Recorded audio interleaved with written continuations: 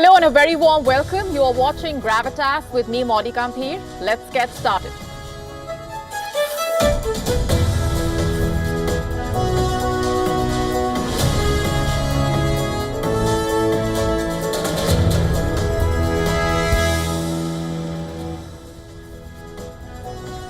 Our top story tonight on Gravitas, getting you the latest from the battlefield as Russia intensifies its push in eastern Ukraine and is making fresh gains in the strategic Donbas region. We are getting you the significance of these moves on the battlefield and the bigger picture.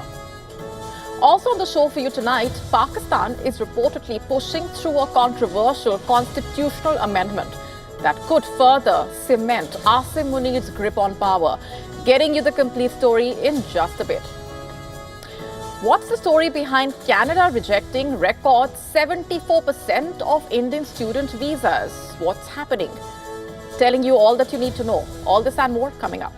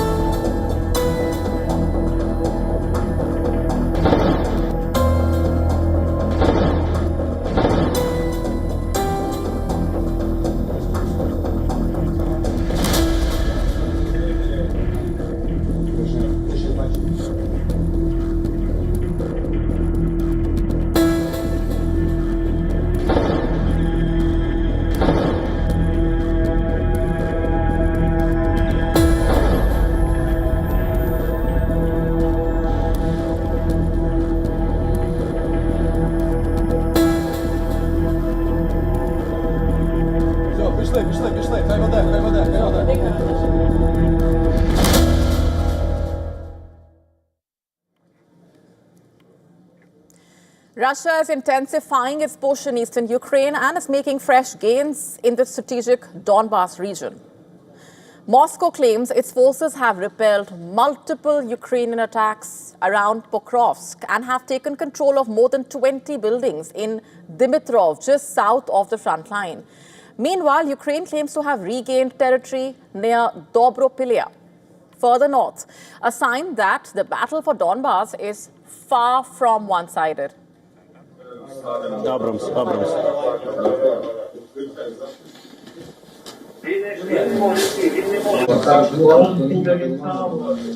Можеш реверс зробити?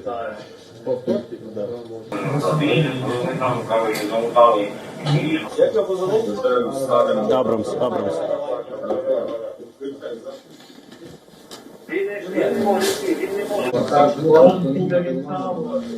Можеш реверс? In fact, Ukraine released new video.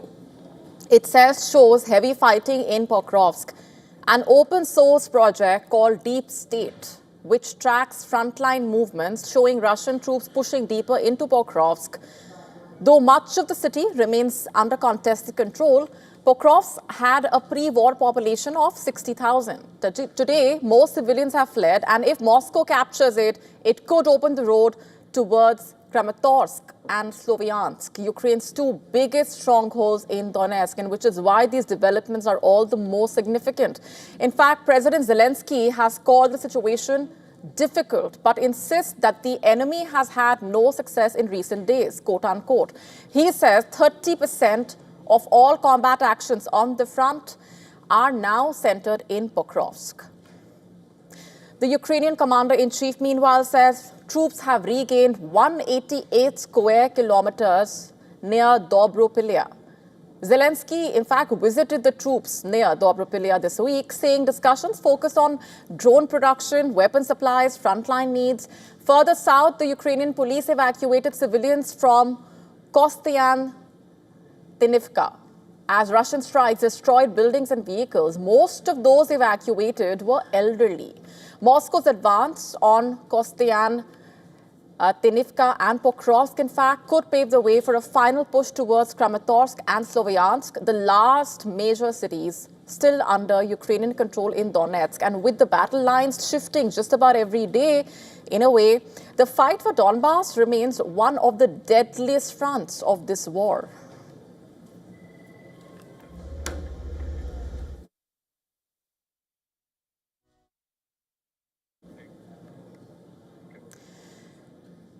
French troops taking part in NATO's exercise in Romania, mega drills on Europe's eastern flank. What's the aim? To test rapid deployment and interoperability as the tensions with Russia continue. Take a look.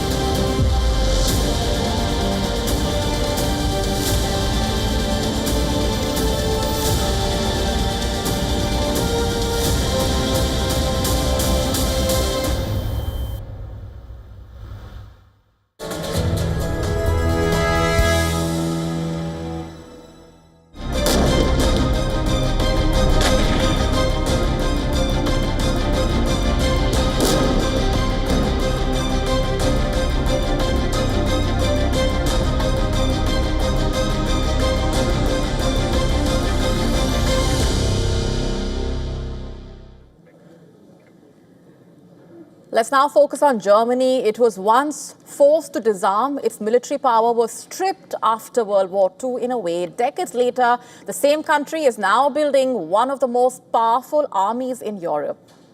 What about its weapons? From tanks in Ukraine to jets in Yemen, it is reshaping and fueling conflicts around the world in a way. German Leopard tanks have helped Ukraine immensely against the Russian forces. And considering Germany's role as a driving force in NATO, it's no surprise really that its defense industry has been ramping up production of weapons on a scale not seen in decades. Since the war in Ukraine started in 2022, Germany has not just supported Kiev, it has also reinforced its own military strength. And as a result, German weapons manufacturers are seeing record orders. Rheinmetall, for instance, is expected to produce 350,000 artillery shells a year by the year 2027. Germany is now the fifth largest arms exporter in the world.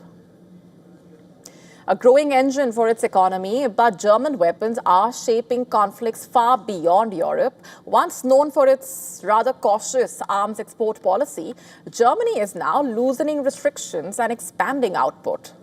And there is a reason for those restrictions, by the way.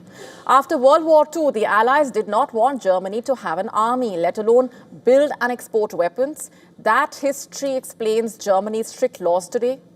Every export requires government approval, covering just about everything from tanks and warships to firearms and fighter jets.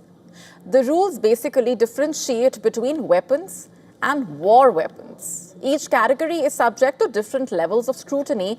So who is buying German weapons is the immediate question. Let's get you the answer. Its closest allies, for one, and countries considered like-minded. In fact, the list including Ukraine, Singapore, India, Saudi Arabia, and Qatar.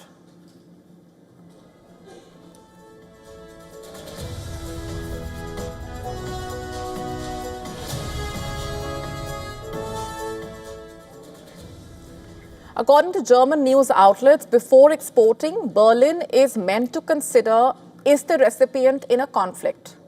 Is it defending itself, like Ukraine, for example? Are there security risks for Germany? And what is that country's human rights record? Do all recipients pass that test? Short answer being no. Just take the Eurofighter Typhoon jet, for example. It's been popular in West Asia, sold to Qatar and Saudi Arabia reportedly, and it's been crucial in the war in Yemen.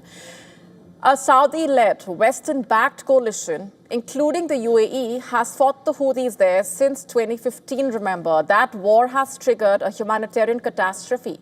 Over 400,000 civilians killed. Widespread human rights violations. Despite this, German weapons continued to flow to Saudi Arabia, a clear contradiction to Germany's own export principles. After the murder of the Saudi journalist Jamal Khashoggi in 2018, Germany imposed an arms embargo on Riyadh. But investigations, reportedly including one by DW in 2019, found that German parts and systems were still used in Yemen, reportedly. We are talking about warships, combat jets, tanks, and armored vehicles. That embargo has since been lifted because of political calculations, reportedly. But some say, others point out saying that it's because of the Ukraine war and Germany's search for new energy partners after banning Russian oil and gas. And that means looking to West Asia. But it's not just Europe or Yemen. If you trace Germany's arms exports on a map, you will find connections across the world. German weapons have reached conflict zones on nearly every continent. Not all of them known for strong human rights records, by the way. And then there's the exception here, that's Israel. Historically speaking, Germany has been committed to Israel's security, a commitment rooted in its complicated past. In the Holocaust, and even today, reportedly, Israel's security remains a pillar of German foreign policy. Between 2019 and 2023, Israel received 69% of its arms from the United States, 30% from Germany. But after the October 7, 2023 Hamas attack and Israel's retaliation in Gaza, Germany's exports to Israel skyrocketed reportedly. But then Israel's war stretched into 2 years of relentless bombardment with over 68,000 Palestinians killed. A UN investigation accused Israel of genocide, and among the weapons used were German-made systems. The Merkava tank, used by Israeli military in its operations in Gaza, reportedly are powered by German engines. The Matador anti-tank system, reportedly used by IDF soldiers against Palestinian establishments, are German-made. The SAR 6 class corvettes, used to enforce Israel's sea blockade of Gaza, reportedly blocking humanitarian aid and carrying out strikes, are German-built. But when Israel announced its ground offensive on Gaza, something shifted in a way. Germany emerged as one of Israel's sharpest critics. And in a major policy reversal, Germany suspended arms exports to Israel. On the other hand, the war in Ukraine continues as it drags on. Germany's nervousness, in a way, as is the case with all NATO member states, is also increasing. So does Germany's determination to actually strengthen its defense capacity and arm its allies? And as a result, Germany's checks and balances continue to be put to question. And as it produces and exports more weapons than ever before, those lines are starting to blur in a way. In the end, Germany may no longer be waging wars, but its weapons are fighting them around the world.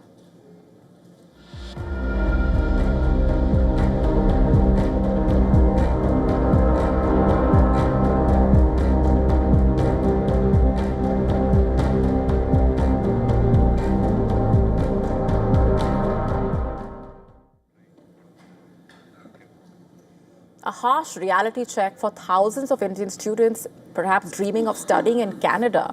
What was once one of the most sought-after destinations for higher education has suddenly turned into one of the toughest, it seems. In August 2025, nearly 3 out of every 4 Indian study permit applications were rejected.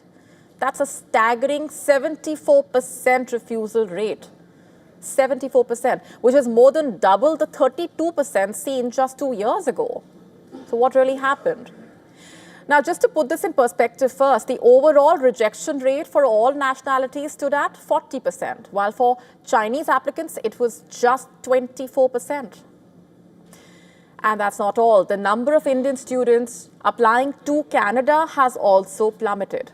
In August 2025, there were just 4,515 Indian applicants, compared to over 20,900 in August 2023.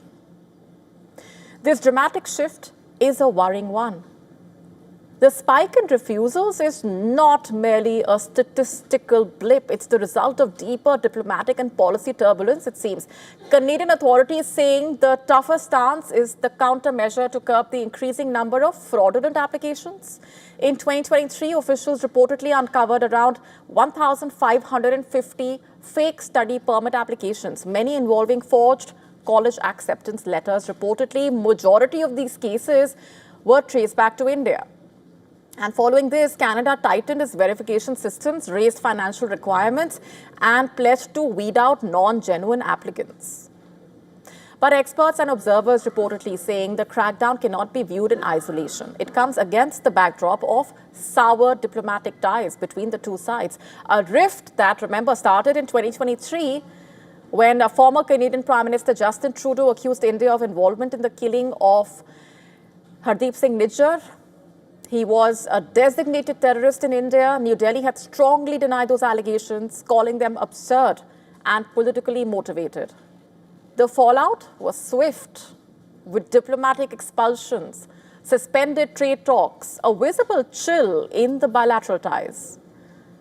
The effects are already visible across Canadian universities, in fact. Institutions that once saw booming Indian enrollments are now witnessing steep declines reportedly.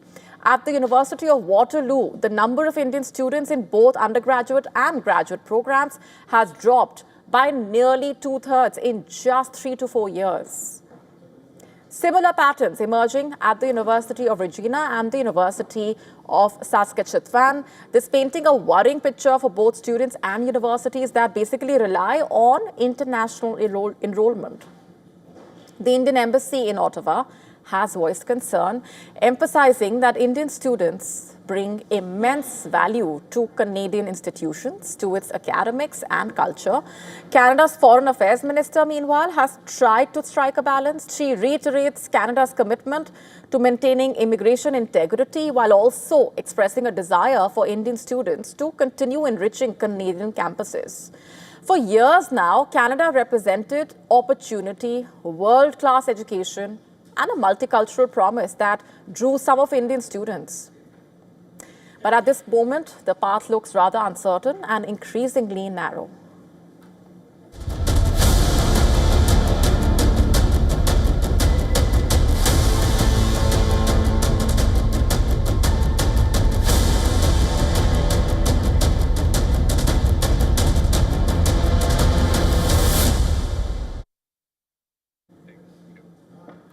In Pakistan, the line between military power and civilian rule has always been rather thin, and it's about to get even thinner.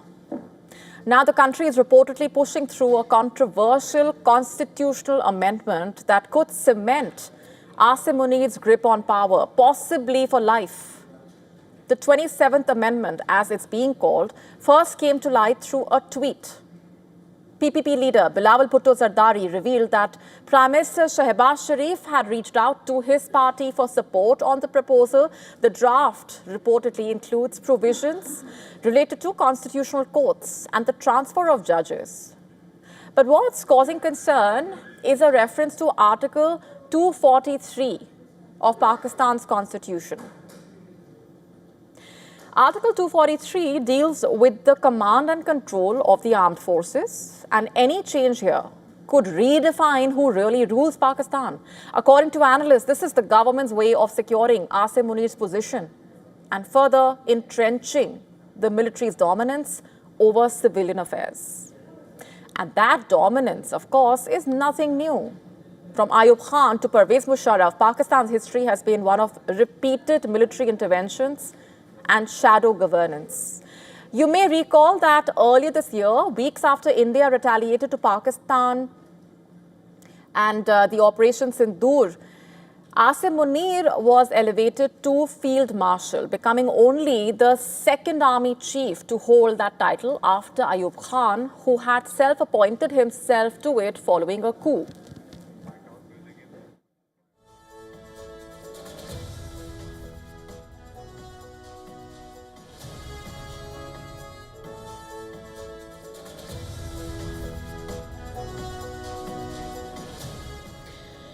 The rank of Field Marshal, however, has no constitutional basis. Asim Munir is officially due to retire on November 28 this year. So any amendment to Article 243 now, many say, is really about rewriting the law to keep him in power. The government has not confirmed the move, but Pakistan's Minister of State for Law told Geo News reportedly that Munir's elevation was unprecedented since the 1973 constitution and needed to be addressed in the constitutional scheme of things. Analysts called that doublespeak a legal route to entrench military authority. Over the past few months, Asim Munir has quietly become the most powerful man in Pakistan. Its de facto head of state. He has visited the United States 3 times, met President Donald Trump, and weighed in not just on defense issues, but also on foreign policy, even economic planning. In the month of June, Asim Munir had a private lunch with Donald Trump at the White House, the first such meeting ever for a Pakistani military chief without a civilian counterpart. Trump even called him a very important guy in Pakistan, quote unquote. And then came the viral photo, Asim Munir presenting rare earth minerals to Trump with Prime Minister Sharif standing silently in the background. A picture that many say captured Pakistan's real chain of command. Afghan officials have also accused Munir of bypassing the Prime Minister in dealings with Kabul, allegedly stoking tensions along the border. And at home, his iron grip has tightened with a sweeping crackdown on opposition voices. Imran Khan remains jailed, the PTI largely dismantled, and the political opposition silenced. Former Senator Mustafa Nawaz has been quoted as saying that the core aim of the 27th Amendment was to tweak Article 243. Everything else is just noise, quote unquote. हम समझते हैं कि अगर आईन के article 243 के अंदर तरमीम की जाएगी तो वो सिविलियन सुप्रीमेसी के ऊपर एक कारी ज़र्ब होगी। अभी तक तो हम हाइब्रिड और हाइब्रिड प्लस का निजाम देख रहे हैं, लेकिन ये एक कू होगा कि जिसके तहत आईन को मातहत बना दिया जाएगा एस्टैब्लिशमेंट के।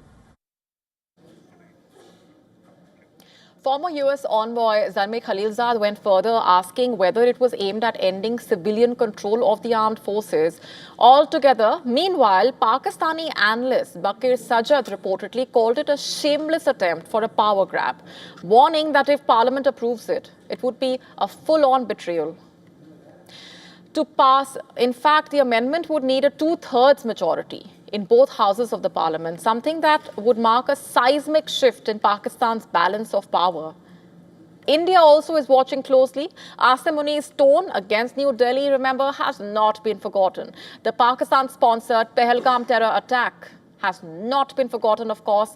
Against this backdrop, any move that consolidates Asim Munir's control under constitutional cover will only make India and the wider world more wary. Is Pakistan's latest amendment an attempt to basically secure its army chief in that position for life and cement military rule in all but name? Only time will tell.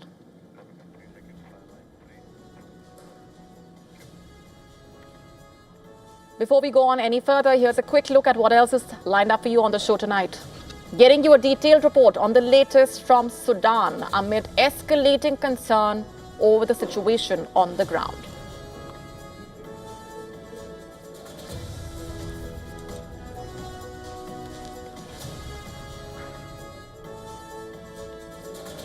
Why are Kenyans turning to bee sting therapy? We tell you all about this, getting you the complete story shortly.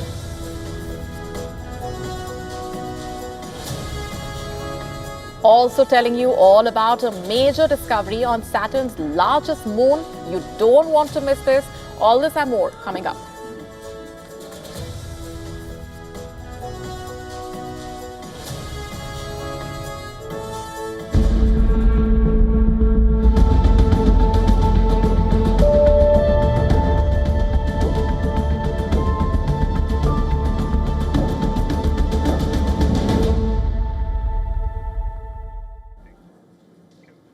US President Donald Trump is fighting battles on 3 fronts: the polls, the courts, and that government shutdown that at this point in time shows no signs of ending. And this week may just prove to be one of the most crucial as far as his presidency is concerned, testing both his power and also his influence in a way. Across America, voters in 4 states, New Jersey, Virginia, California, New York, are currently heading to the polling booths. Now, these elections are likely to reveal not just how Americans feel about their president, but also one that experts say could shape the political landscape heading into next year's midterm elections.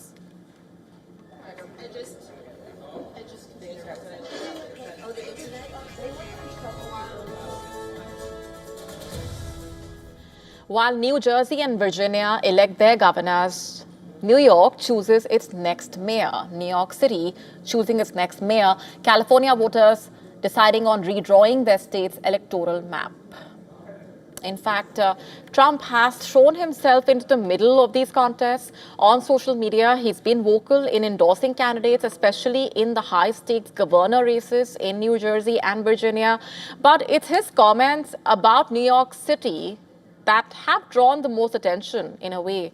Trump lashed out at the Democratic nominee, Zohran Mamdani, warning that federal funding could be cut off if Mamdani wins the mayoral race.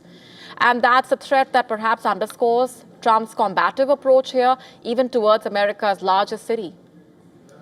But then the elections are just one battle. Another major test coming on Wednesday as the U.S. Supreme Court, where judges will be hearing a challenge to Trump's tariffs on America's key trading partners. The case basically questions whether Trump's use of the 1977 International Emergency Economic Powers Act to impose those tariffs was legal.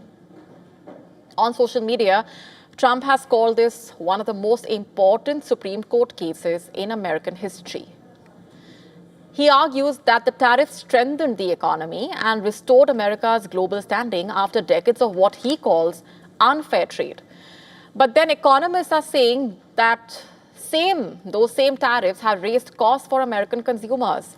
Trump insists victory in court could cement America's economic dominance, but warns that losing could, in his words, reduce the country to almost third world status. And then there's that third front, the government shutdown. As the standoff between the White House and the congressional Democrats drags on, the shutdown is nearing historic length. If it continues till Wednesday, Trump will oversee the longest government shutdown in American history, with polls showing Americans are increasingly blaming Trump for the gridlock. For Trump, meanwhile, the convergence of these crises, the elections, the Supreme Court case, the shutdown, creating a rather defining week for his presidency. And the question that comes up is, what if Trump loses because a defeat in court, poor results in the polls, or a public backlash over the shutdown could reshape or perhaps even define the course of his second term? Right now, Trump is likely to be betting on the power of his voter base, his instincts, and his political resilience. As the crucial week unfolds, one thing is clear: Donald Trump is fighting on 3 major fronts.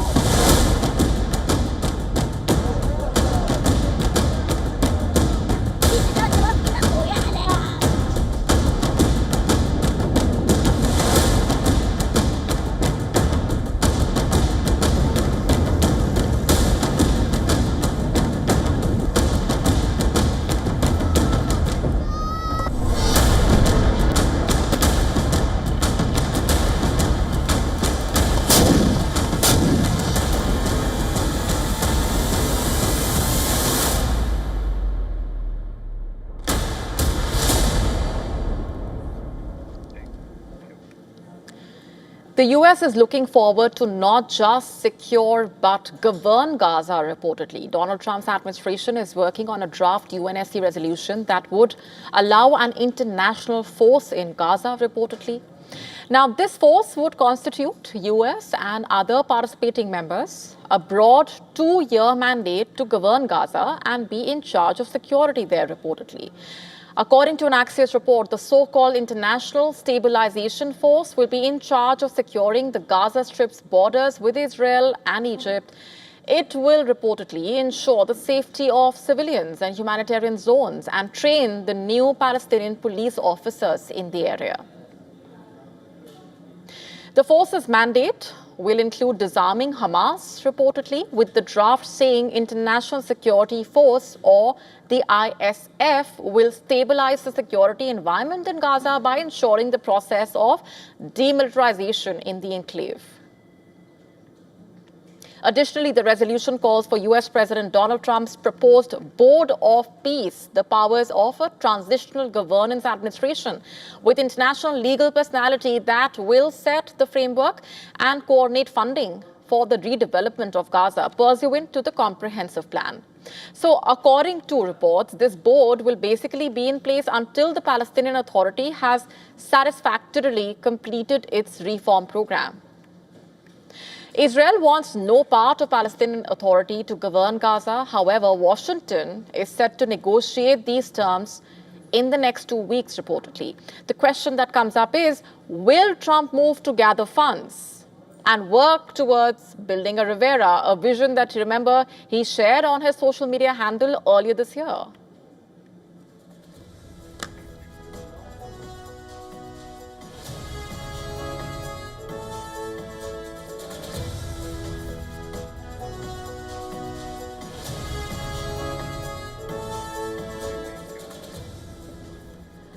However, the picture on the ground narrating a completely different story. For Palestinians, ceasefire exists without any peace as such, living under constant shelling as the IDF continues to target what it calls Hamas terror spots. Over 100 Palestinians have been killed amid food, aid and fuel shortages. Palestinians are trying to find ways to sustain themselves. The situation changed. There is war. We can't find food, we are tired, and there is famine. Many things have happened. If gas was being provided, it would solve a lot of problems for the people. People can start cooking on the stove, they can fry potatoes, make a meal to eat with their children, make coffee at night without having to light a fire at night.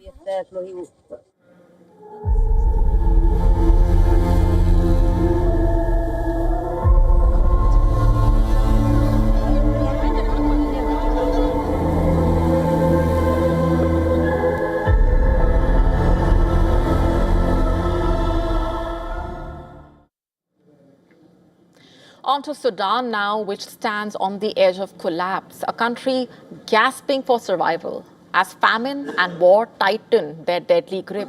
2.5 years of relentless fighting have turned hunger into a weapon and left millions trapped in the parts under siege. A global hunger monitor has confirmed famine in Sudan's southern cities of Al-Fasher and Kadugli, both virtually cut off and crushed by the ongoing conflict. This is the first time the UN-backed Integrated Food Security Phase Classification has officially declared famine in these parts. Al-Fasher in North Darfur fell late last month, remember, to the paramilitary Rapid Support Forces, better known as RSF, after an 18-month siege.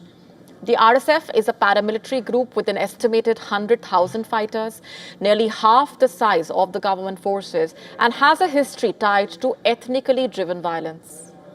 Sudan remains engulfed in that devastating conflict between the Sudanese armed forces and the RSF, which started way back in 2023. The war has killed tens of thousands and displaced millions, plunging the country deeper into a humanitarian crisis. According to reports, during the 18-month siege of Al-Fasher, food supplies were deliberately blocked. Residents reportedly resorted to eating animal feed and in some cases even animal hides just to survive. People are suffering badly from hunger. A lot of people died from lack of food. Aid workers saying nearly every child arriving in nearby cities from the conflict zones is showing signs of severe malnutrition. This comes amid the International Criminal Court gathering evidence of possible war crimes, including mass killings and sexual violence after Al-Fasher's fall, and the latest IPC report painting a grim picture. According to the report, around 21 million Sudanese, nearly half the country's population, remain acutely food insecure. The report warns that at least 3 more Sudanese towns are sliding towards famine. The UN Secretary General, meanwhile, has urged all sides to stop fighting immediately and return to negotiations and bring an end to this nightmare of violence.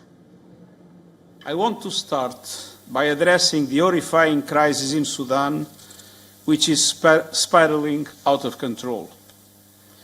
For over 18 months, El Fasher and the surrounding areas in North Darfur have been an epicenter of suffering, hunger, violence and displacement. And since the Rapid Support Forces entered El Fasher last weekend, the situation is growing worse by the day. Hundreds of thousands of civilians are trapped by this siege. People are dying of malnutrition, disease and violence.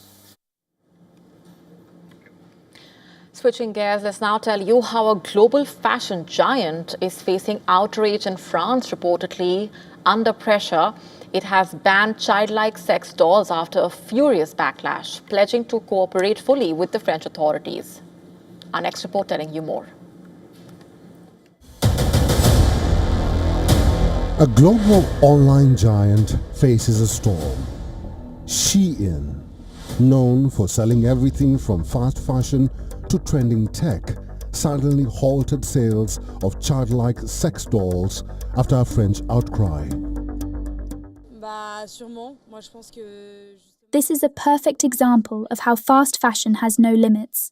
We see some really bizarre images being promoted, and I really think we should ask ourselves, is all this really necessary? That's just even more disgusting. It makes you feel sick about the brand. We already knew that this brand had blood on its hands, and now they're doing something involving child pornography. It's too weird.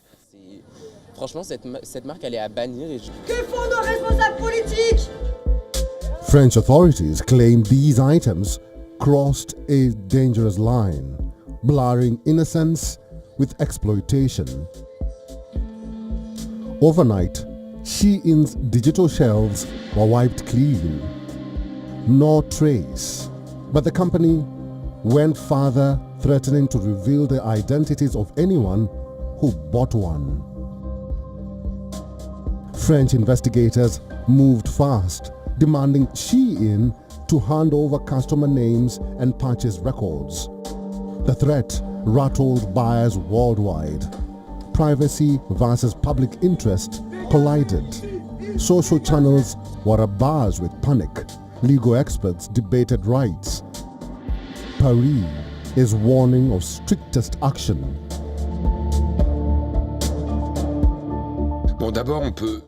Let me be very clear on this. If such conduct is repeated, we would be within our legal right, and I will ask for it, to stop brands' access to the French market. France's consumer watchdog, known as DGCCRF, on Saturday said that it spotted the dolls on Shein along with several other pornographic items such as adult-looking sex dolls and reported the matter to the judicial authorities. Under fire, Shein then pulled childlike sex dolls from its marketplace on Sunday. Investigations are now underway against Shein and also rival online retailers AliExpress, Temu and Wish over the sale of sex dolls. Shein is a Singapore-based company. It's also a retailer valued at over $100 billion. It was originally founded in China. It has faced criticism over working conditions at its factories and the environmental impact of its ultra-fast fashion business model. Bureau Report, WION, World is One.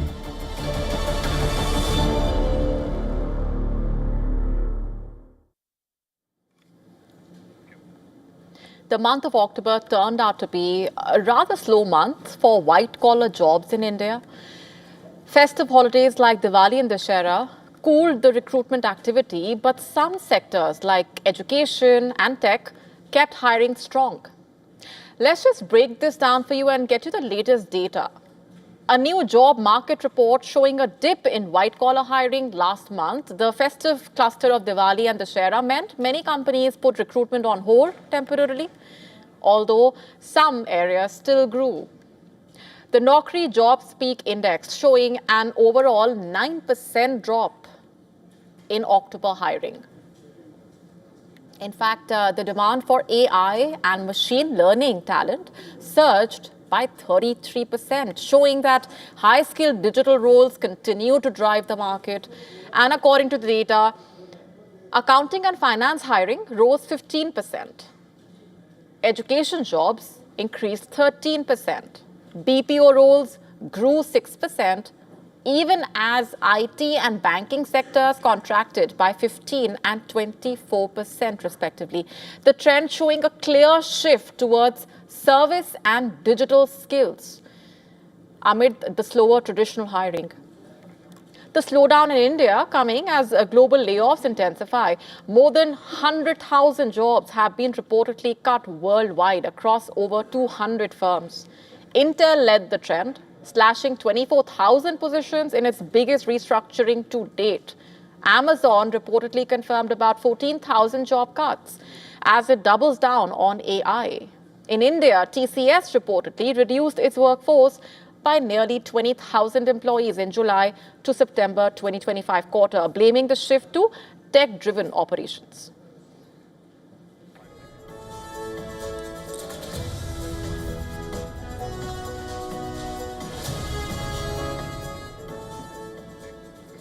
On to Bangladesh now, where the country has dropped its plan to hire music and physical education teachers in primary schools reportedly, a move believed to be taken after strong protests from Islamist groups who called it un-Islamic.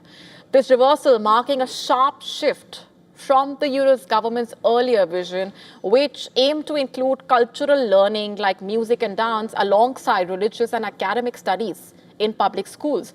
But now the Ministry of Primary and Mass Education reportedly confirmed that the posts for music and physical education teachers will be removed from the government's recruitment rules. The decision mirroring Taliban-style restrictions on music and cultural studies reportedly. Islamist groups including Jamaat-e-Islami and Islami Andolon Bangladesh condemned the plan. They called it an anti-Islamic agenda. They also claim it would corrupt the values of children and make them lose their faiths. At rallies in Dhaka, religious leaders warned that they would take to the streets if the US government did not withdraw the plan. Many speakers accused the administration of promoting atheistic philosophy. Analysts saying that this is not the first time the interim government has bowed down to hardline pressure. Earlier as well, it backtracked on women's reform initiatives after threats from Islamist groups. It's likely that the growing influence of Islamist forces could weaken Bangladesh's secular identity, as it was a nation once celebrated for its rich cultural and religious diversity. For now, the decision stands. Music and sports will stay out of classrooms, and Bangladesh reportedly continues to struggle between modern reforms and conservative resistance.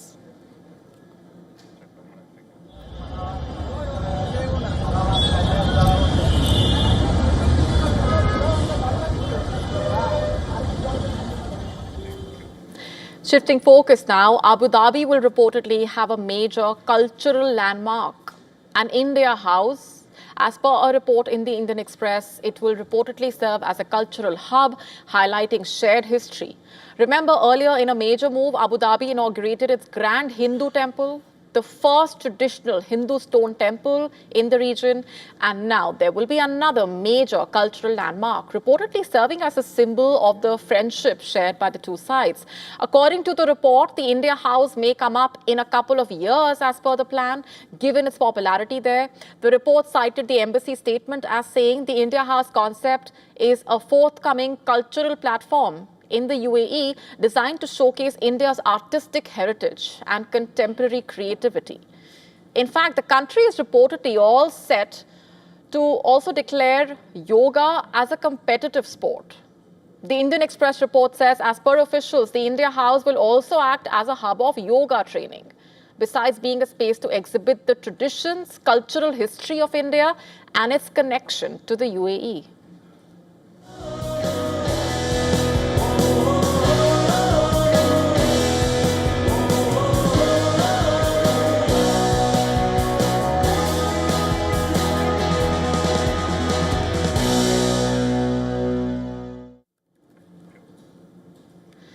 Tokyo has been host to a sport that mixes competitiveness with sustainability. And the result was pure gold for Team Japan. The hosts have clinched the 2025 Trash Picking Sports World Cup. What started out in Japan back in 2008 with the slogan, "Trash picking is a sport," has now transformed into a world championship. It's basically a mashup of sport and the Japanese word for garbage. Teams from 33 countries hit the Tokyo streets this year. The goal was to collect as much trash as possible, sort it smartly, and score points along the way. Each team of 3 got 45 minutes to gather litter and another 20 to sort it. And the game is not just about weight, it's also about what you pick. Cigarette butts score you 50 points for every 100 grams, for example. Plastic bottles, 25. And if the team grabs something like a rice cooker or fire extinguisher, then they will lose 100 points, and the rules are strict. There is no running, no player in a team can be more than 10 meters apart, no trash can be collected that is already in the bins. Each group even has an official referee monitoring them.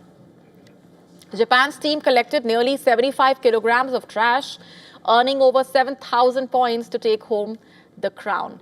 Germany finished second, Morocco third, and together all teams cleared almost 880 kilograms of rubbish from Tokyo streets.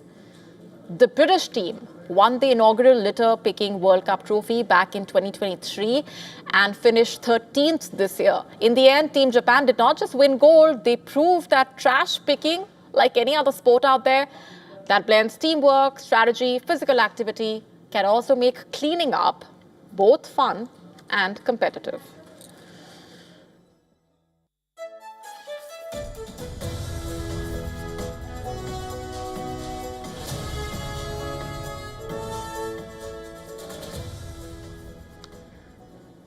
The deep void holding its secrets closed, but this time something broke that cosmic silence.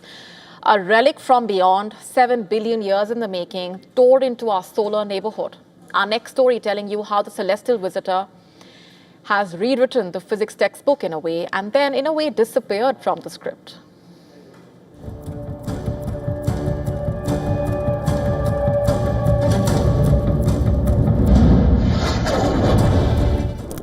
For months, it was just a smudge of light, a ghostly halo on the edge of the Kuiper belt. Then the data stream screamed. 3I Atlas, the third interstellar object ever confirmed, was on a strange trajectory toward the Sun. Now, as 3I Atlas slingshots around the Sun, something extraordinary unfolds. The comet's light bends. It turned and twisted. This was exactly as Einstein's general relativity predicted. Astronomers watch, stunned, as gravity turns space-time into a lens. The universe itself seems to bow to Einstein's maths. Then, in a move no model saw coming, 3I Atlas shifts gears. Instead of the predicted course, the comet veers, as if under the control of an invisible force. The comet or ship made an unscheduled maneuver, a distinct, inexplicable shift in its orbital path. No known rules could account for the sheer force, a clear, deliberate vector change, defying all known Newtonian and relativistic calculations. So what's the driving force behind 3I Atlas? It was a physics violation, an engineering marvel, or something far darker. Every eye is glued to fresh data. Was this a natural interstellar relic, or evidence of alien technology piloting a path beyond physics? Bureau Report WION World is One.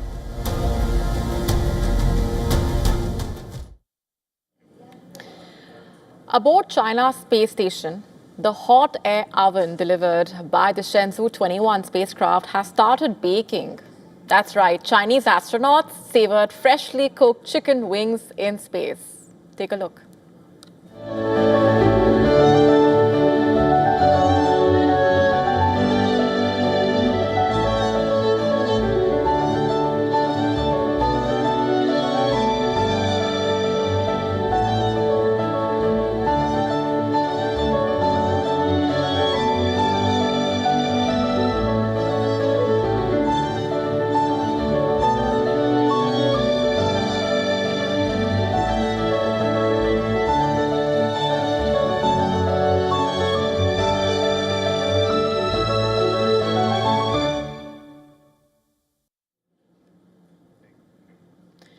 On to Kenya now.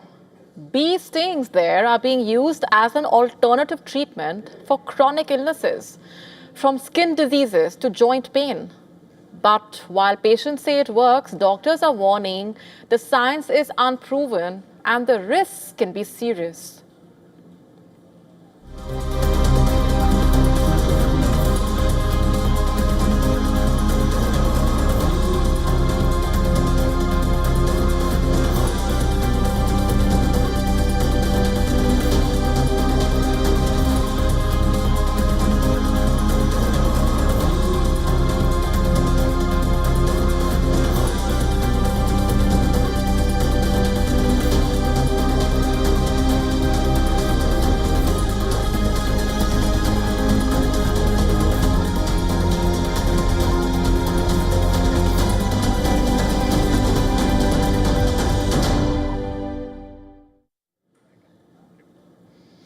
It's perhaps one of the oldest lessons in chemistry that oil and water don't mix. But what if somewhere in our solar system that rule simply does not apply? Well, a new discovery on Saturn's largest moon is turning one of chemistry's fundamental principles on its head, it seems. Our next report telling you more.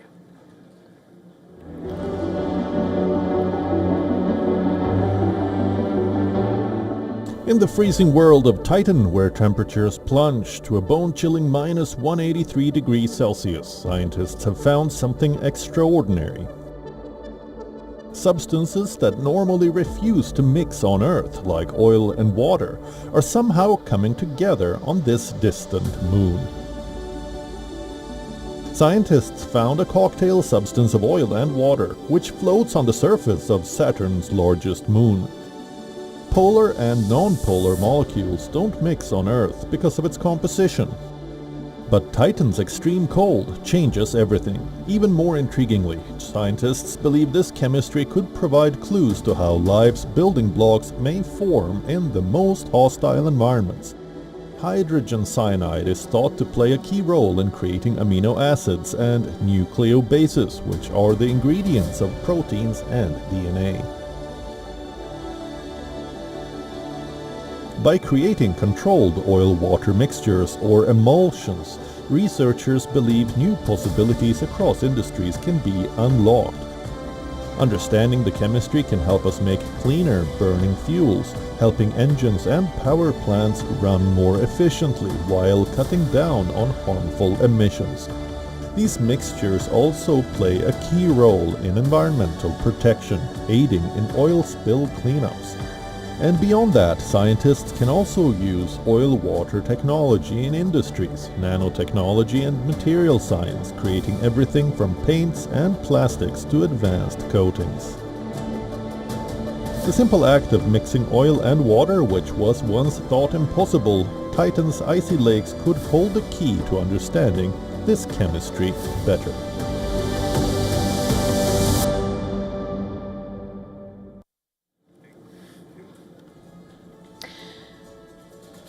In fact, we are wrapping up this edition for now. Stay tuned. Thanks for watching.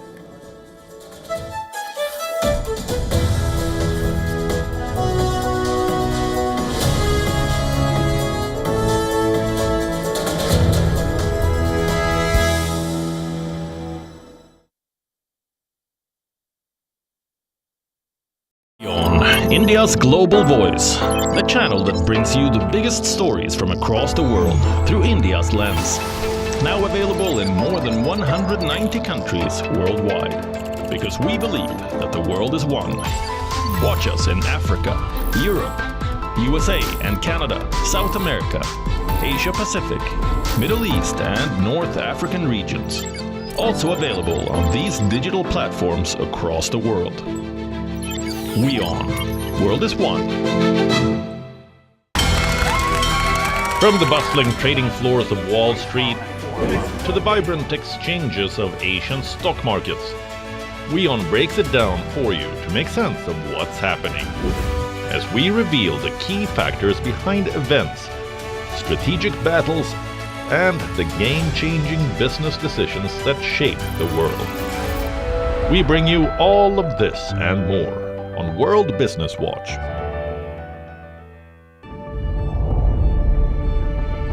The Earth is sending distress signals. Wildfires, droughts, and melting glaciers. Can we reverse the damage? Explore the harrowing effects of climate change. It's a wake-up call. Global emergency. Climate Tracker on WION World is One.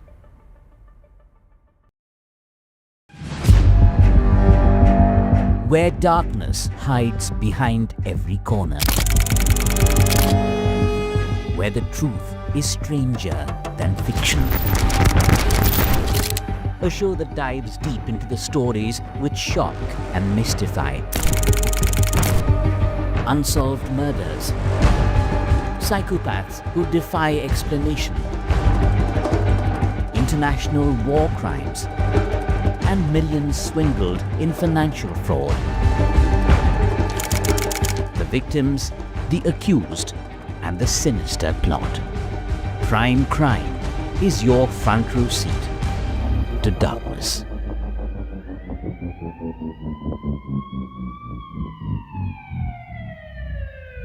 WION, India's global voice, the channel that brings you the biggest stories from across the world through India's lens. Now available in more than 190 countries worldwide. Because we believe that the world is one. Watch us in Africa, Europe, USA and Canada, South America, Asia Pacific, Middle East and North African regions. Also available on these digital platforms across the world. WION, World is One. From the bustling trading floors of Wall Street to the vibrant exchanges of Asian stock markets, WION breaks it down for you to make sense of what's happening. As we reveal the key factors behind events, strategic battles, and the game-changing business decisions that shape the world. We bring you all of this and more on World Business Watch.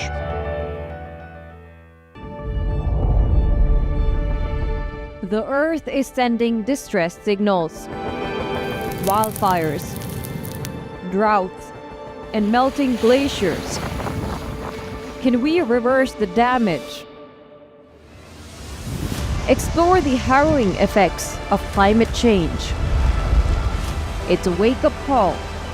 Global emergency. Climate Tracker on WION World is One.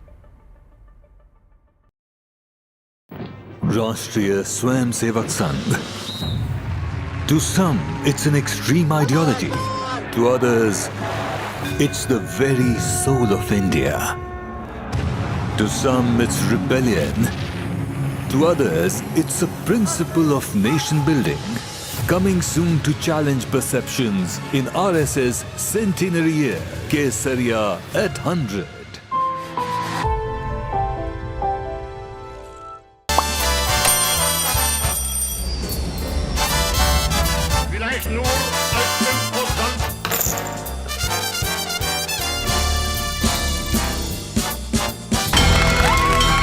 From the